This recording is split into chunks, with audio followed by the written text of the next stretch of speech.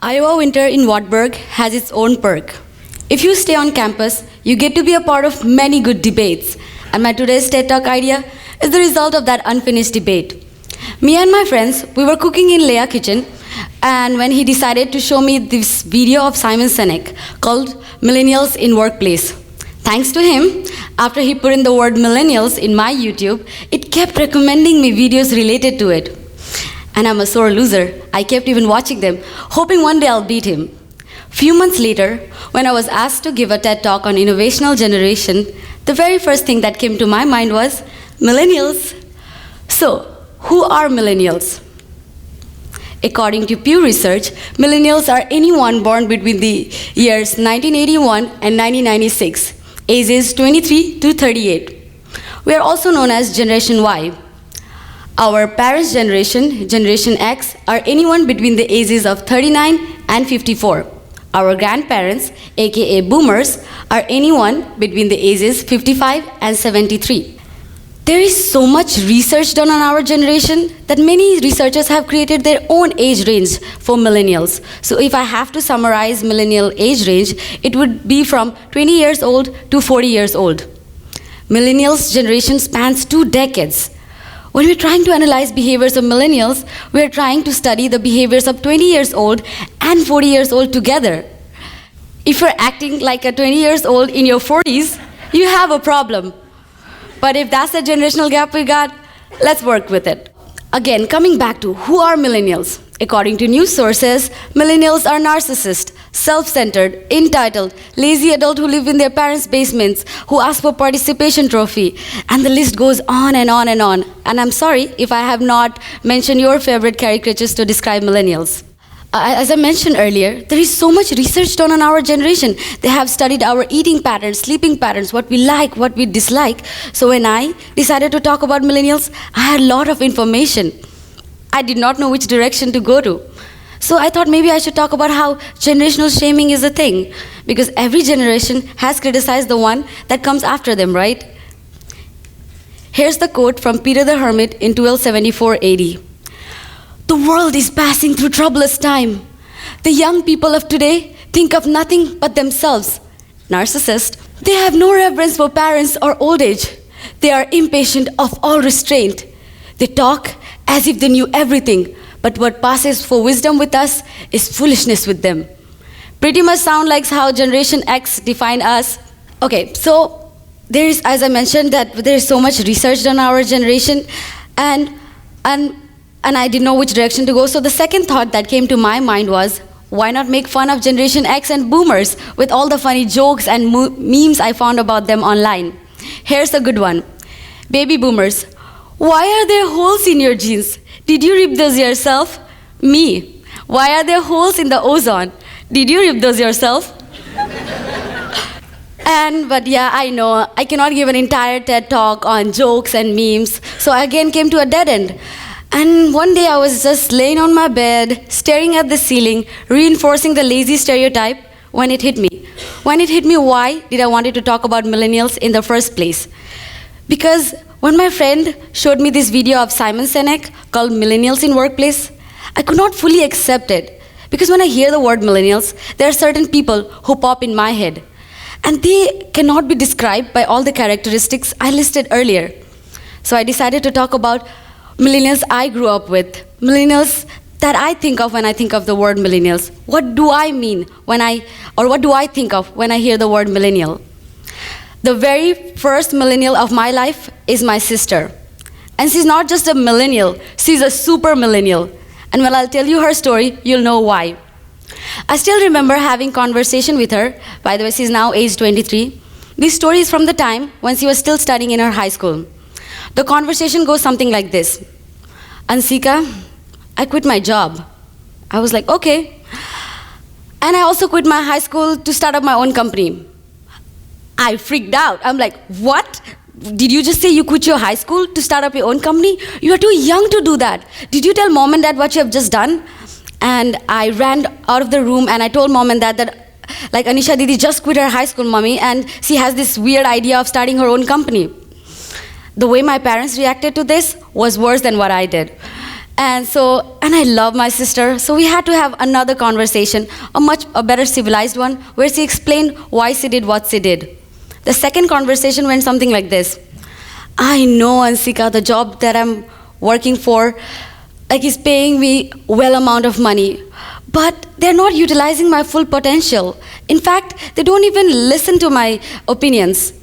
I work at a marketing firm where I sit all day at a desk sorting out emails. I can do much more better than that. And same with the high school. I know what I want to learn. I know I can see my future and the way to get there. This traditional school, this traditional job is not meant for me. And I want to achieve so much in life, and I feel like I'm stuck. I'm wasting my time. I wish I could tell you I understood her at that point. But since I loved her, I decided to support her anyways. Let's get to the good part. She did end up quitting her high school, but not her education. She homeschooled and got her degree. She even ended up starting her own company called Get Online Spot, where she taught grade 10 students web designing. Web designing is something that she's really passionate about. And she used to teach grade 10 students web designing, later on use or sell their design to international companies to raise fund for her own company. Since she had went completely off the track what my parents had thought for her, let alone emotional, my parents did not even provide her financial support. So she was working really hard to make this company established, to prove our parents that what she did was right. In the early days of her company, she barely used to get 3 hours of sleep. But every morning she would wake up and go to her job with a big smile. And that I rarely saw when she was working for that marketing firm. So, do caricatures like lazy, unmotivated, distracted describe her? No, right? But she does live up to one stereotype, that millennials will get what they want from their workplace and will not work for a company or firm that does not help them to learn and grow. I, on the other hand, am completely different than my sister. I take calculated risk, I love studying, and will not give up high school or college for anything. However, from the very first millennial of my life, I did embrace few of her qualities or her values. One being, every dream is possible, but only if you are ready to work hard for it. And if you do not fit into this traditional box, or if you do not want to walk the path created by your parents or grandparents, you can create your own. Because our generation has this most wonderful gift, that is the internet. Yes, and I've also noticed that my mom's definition of path to success is very different from how my sister defines the path to success. When I tell my mom that I didn't get this job, or I'm working hard or I'm struggling, she always tells me, Anshika, keep working hard and you'll get there. She never asks me why I'm not getting what I'm getting. But when I tell my sister the same story, she tells me, are you actually into it? Do you really like what you're doing? So first thing, see if you really like something, and when you have this dream, you will automatically have this dedication to work hard for it. And plus, the internet is equals to paths to success. Internet has been added to our equation. I am a living example of millennial whose parents told them that she was special. And thanks to that belief, that at a very early age, I joined a nationwide campaign of banning plastic bags in Nepal, or fighting for the rights of waste workers in Nepal, because that is something really important to me. And since I was involved in all of these social movements, I got selected to study in UWC, which is a very prestigious high school, which gathers teenagers from all around the world to participate in transformational education. Another person that I really admire here in Wartburg is Amanda Jin. She's a librarian here at Wartburg. She's not a millennial, she falls in Generation X. But when I told her that I'm giving a TED Talk on millennials, she got all excited and told me her own millennial workplace experience. She said, Anshika, one thing that was or is still very important to me in a workplace is flexibility. Both my parents were teachers, and I saw them work day and night without having a flexible work hours. And that's not something that I wanted for myself. And I always want to work for a company that provides me with the opportunity to learn and grow. And I kid you not, Anshika, I changed many jobs, many jobs, until I found the one that matched them all. So what I'm not trying to say that this story or my own personal experience represent 1.8 billion of millennials living around the world. However, these stories do match the numbers provided by researchers about millennials. In 2012, PricewaterhouseCoopers conducted a global generational study which included 180,529 PwC people from 158 countries and 776 locations. Their reason behind conducting this research was that they were having a hard time attracting or retaining younger generation.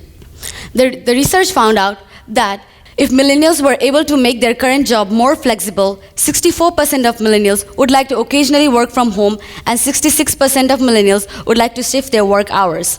Another survey conducted by Visix, they found out that 59% of millennials say that opportunity to learn and grow is very important for them when applying for a job. So see, these numbers also say the same stories that I just described to you. For millennials, creative freedom, passion, and a sense of purpose is very important in a workplace. They would rather work for someone who shares the similar passion with them than who pays them higher wages. So the stereotype that millennials are not loyal to companies are not false, because they are loyal to their passion. Another thing that we millennials have brought into the workplace is corporate social responsibility. No matter how much we are made fun of saying that, or using the word impact, or we want to make a difference into the world, this is something that is important to our generation. A Forbes Fund research found out that 55% of millennials say they are more willing to take a job if a company supports a cause. And many companies have started noticing it, and they have started associating themselves with cause. Google is ranked top in global CSR rep track ranking. By 2020, millennials will make up to 50% of US workforce and 35% of global workforce. We are quickly becoming a majority in this multi-generational workforce. No wonder there is so much debates and arguments, because Generation X, Generation Y, Generation G, and baby boomers, they are all working together. To put things into perspective, imagine your grandparents, your parents, and your sister all together giving you a sex talk. It's a sin before marriage. Safe sex is important. What? You're still a virgin? But you still get where they're coming from. Generation X and baby boomers are freaking out that if what newspaper articles are saying are correct, then they might end up working for a boss who spends most of his or her time taking selfies and posting it on social media saying #working hard, #being adult. But the whole point of me sharing these stories, these researches, these data is to tell you that at the end, these are all stereotypes. And it's very important to acknowledge them as stereotypes, because soon a very good millennial leader might be walking through your company's door. And if you have these stereotypes deep-rooted in your mind, then you might never be able to see his or her leadership qualities. Instead, both of you will get into this trap of criticizing and defending each other. And that's what I see happening around me these days. I also wanted to say that the world, as I mentioned earlier, that our generation has the most wonderful gift, and that is the internet. We millennials are not completely blameless of all the stereotypes that is being spread about us. Instant gratification and desire to remain connected at all times is just a natural side effect of globalization of internet. However, globalization of internet is also our future. If I have not made it clear enough that our generation's work values and beliefs are different, then let me tell you, it is. We would rather work for someone who shares similar passion with us than one who gives us more wages. We can make an impact and change into this world because we have the means to do so. So here I'm saying again that the world is changing, or dare I say, we are changing the world. And to get the most out of it, we need to get this generational thingy right. We need to understand that different generations have different workplace values. So let's get this generational thingy right.